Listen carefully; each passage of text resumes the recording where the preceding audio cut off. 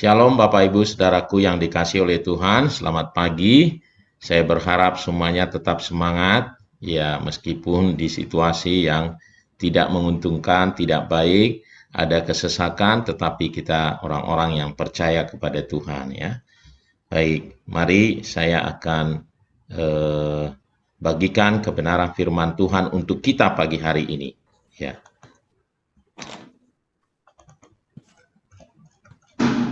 Ya, ini sikap menghadapi kesesakan atau pencobaan ya. Amsal 24 ayat 10 berkata, "Jika engkau tawar hati pada masa kesesakan, kecillah kekuatanmu." Apa yang kita mau belajar dari Amsal ini adalah supaya kita jangan tawar hati pada saat mengalami kesesakan.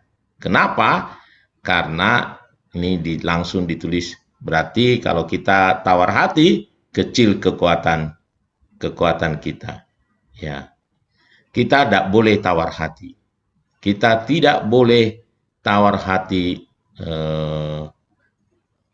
Karena apa? Karena orang percaya itu memiliki pertolongan. Kita bersama-sama dengan Tuhan kita yang luar biasa, yang sangat berkuasa. Jadi kalau kita tawar hati, maka kita seperti meniadakan Tuhan yang bersama dengan kita. Ya, kita harus keluar dari dari cara pandang kita sendiri, tetapi kita melihat seperti apa yang kata firman ya. Jadi memang sangat sulit ini ketika kita menghadapinya. Tetapi saudaraku ya, saya mau bagikan lagi bagaimana firman Tuhan membuat kita harus menjadi tidak tawar hati. Ya, kita harusnya bisa, karena kita bersama Tuhan, kita memiliki pengharapan akan Tuhan, bahkan karena pengharapan itu, karena kebersamaan dengan Tuhan itu, malah firman Tuhan berkata, kita jadi menganggapnya menjadi satu kebahagiaan. Lihat Yakobus 1 ayat 2-4, saudara-saudaraku, anggaplah sebagai suatu kebahagiaan apabila kamu jatuh ke dalam berbagai-bagai pencobaan. Sebab kamu tahu bahwa ujian terhadap imanmu itu menghasilkan ketekunan. Dan biarkanlah ketekunan itu memperoleh buah yang matang, supaya kamu menjadi sempurna dan utuh dan tak kekurangan suatu apapun. Mengapa ya pencobaan atau kesesakan itu, ujian itu menjadi satu kebahagiaan? Karena ujian itu akan menghasilkan ketekunan. Ya. Ujian itu menghasilkan ketekunan. Ujian itu membuat sesuatu perubahan dalam hidup kita. Karakter kita berubah, ya. Bukan hanya itu, tetapi ketekunan itu akan menghasilkan buah yang matang, dan akhirnya kita menjadi sempurna dan menjadi sempurna dan utuh dan tak kekurangan suatu apapun. Ya. Nah, mengapa jadi kita bisa bahagia? Ya. Nah, karena kita tahu kita pasti menyelesaikan semua pencobaan-pencobaan ini ya. 1 Korintus 10 ayat 13 berkata, pencobaan-pencobaan yang kamu alami ialah pencobaan-pencobaan biasa yang tidak melebihi kekuatan manusia, sebab Allah setia, dan karena itu ia tidak akan membiarkan kamu dicobai melampaui kekuatanmu. Pada waktu kamu dicobai, ia akan memberikan kepadamu jalan keluar sehingga kamu dapat menanggungnya. Jadi yang pertama, firman Tuhan yang pertama tadi adalah kita jangan sampai tawar hati. Mengapa? Karena kita tahu ayat yang kedua tadi, ya, karena kita tahu bahwa itu akan menghasilkan ketekunan. Dan yang ketiga, mengapa kita jadi bisa bahagia? Karena kita tahu jalan ceritanya. Ya, jalan ceritanya. Jadi dalam 1 Korintus 10 ayat 13 itu ceritanya kita tahu kalau dari awal sampai akhirnya. Ya. Kalau istri saya selalu bilang tarik mulai yang di atas, yang dari akhirnya itu ditarik gitu. Jadi kita tahu bahwa kita pasti melihat jalan keluar. Kita pasti sembuh bagi yang sakit. Ya, entah sakitmu cuman bergejala sedikit, mau besar, percayai Tuhan bersama-sama dengan kita. Ya. Coba kalau 1 Korintus 10 ayat 13 itu dia katakan yang pertama adalah ya pencobaan itu biasa, tidak melampaui kekuatan.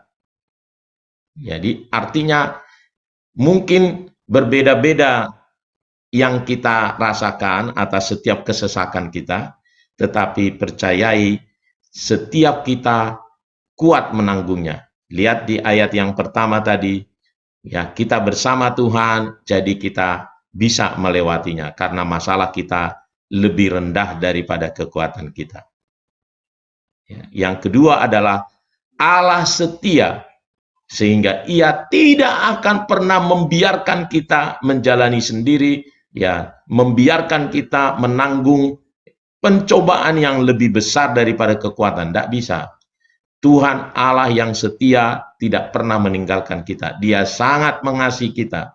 Ya, minggu lalu saya berkhotbah bahwa Allah kita mengasihi kita justru ketika kita masih berdosa.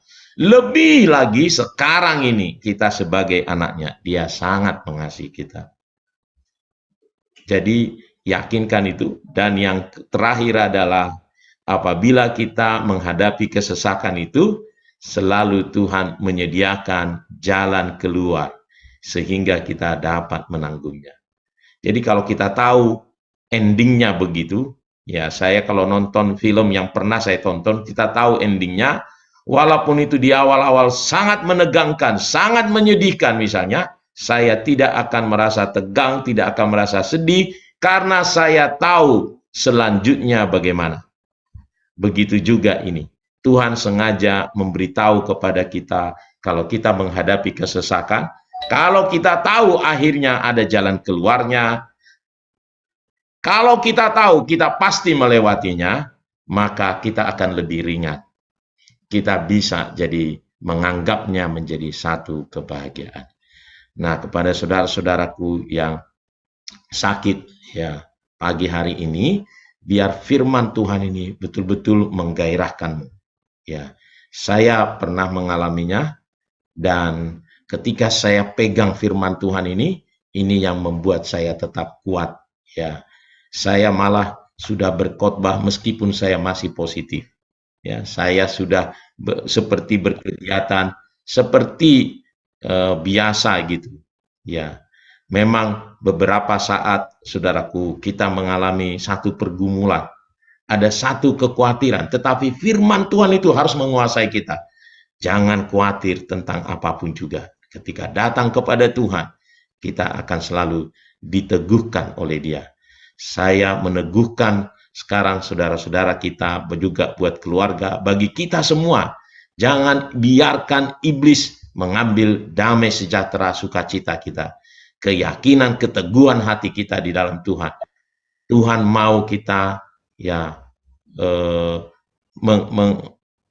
menguji hati kita, apakah kita betul-betul orang yang tangguh di dalam Tuhan. Mari saudaraku, bagi engkau yang sehat, engkau perhatikan saudara-saudaramu, ya, berikan dorongan, berikan kekuatan, jangan ikut saudaraku, jangan larut dalam seperti suasana kesedihan ini.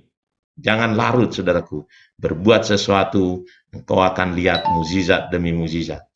Saya berdoa supaya setiap kita umat Tuhan mengalami satu perubahan yang luar biasa.